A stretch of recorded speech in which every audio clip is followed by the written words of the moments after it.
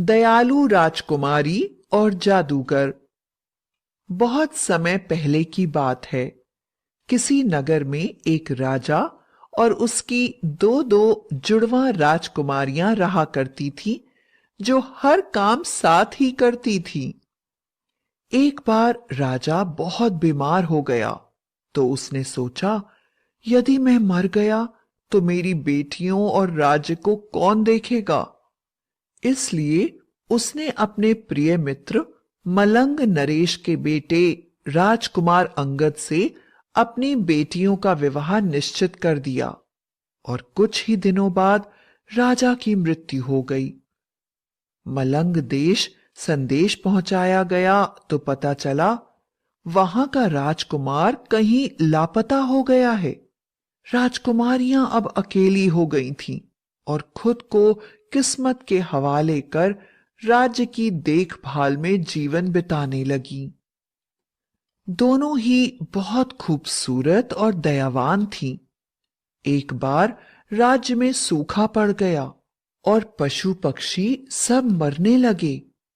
राजकुमारियां बहुत दुखी हुईं। उन्होंने राज्य में वर्षा करवाने के लिए ये मुनादी करवा दी कि यदि किसी की बताई हुई पूजा या विधि से राज्य में फिर से वर्षा हो जाए तो वे इसके लिए तैयार हैं, और जिसके द्वारा बताए उपाय से वर्षा होगी उसे वे इनाम भी देंगी।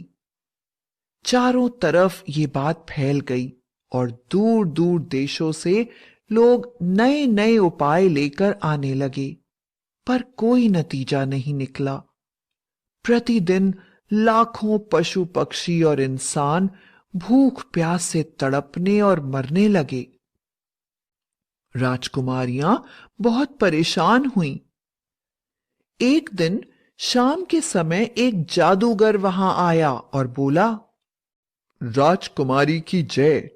आदरणीय राजकुमारी जी, आप बहुत ही दयालु हैं। आपकी अच्छी नीयत को देख मैं आपकी सहायता करना चाहता हूं। मैं आपके राज्य में वर्षा ला सकता हूं, पर आप दोनों में से किसी एक को मुझसे विवाह करना होगा। यदि आपको मंजूर है तो मैं उपाय करूं। राजकुमारियां बहुत सोच में पड़ गईं, क्योंकि जादूगर ने एक अजीब सा फटा हुआ बदबूदार लबादा सा पहना हुआ था। दांतों में गंदगी साफ दिख रही थी। इससे शादी कोई राजकुमारी सोच भी नहीं सकती। फिर दोनों राजकुमारियों का विवाह मलंग नरेश के राजकुमार से उनके पिता मरने से पहले ही तय कर चुके थे, पर वह राजकुमार कहीं लापता हो गया था। राजकुमारियों ने सोचा, राजकुमार तो वैसे भी लापता है, तो क्यों ना अपना जीवन हम प्रजा के लिए कुर्बान कर दें। और जादूगर से कहा, ठीक है जादूगर, तुम हमारे राज्य में वर्षा कराकर हमारी प्रजा के दुख दूर करो। हम विवाह के लिए तैयार हैं, पर तुम्हें हम दोनों से ही विवाह करना होगा, क्योंकि हम एक दूसरे से अलग नहीं रह सकती। जादूगर मान गया और पूरी रात उसने तरह तरह की विधियों से पूजाएं की, और सुबह होते होते काली काली घटाएं गिरने लगी और पौ फटते ही तेज रफ्तार से वर्षा होने लगी।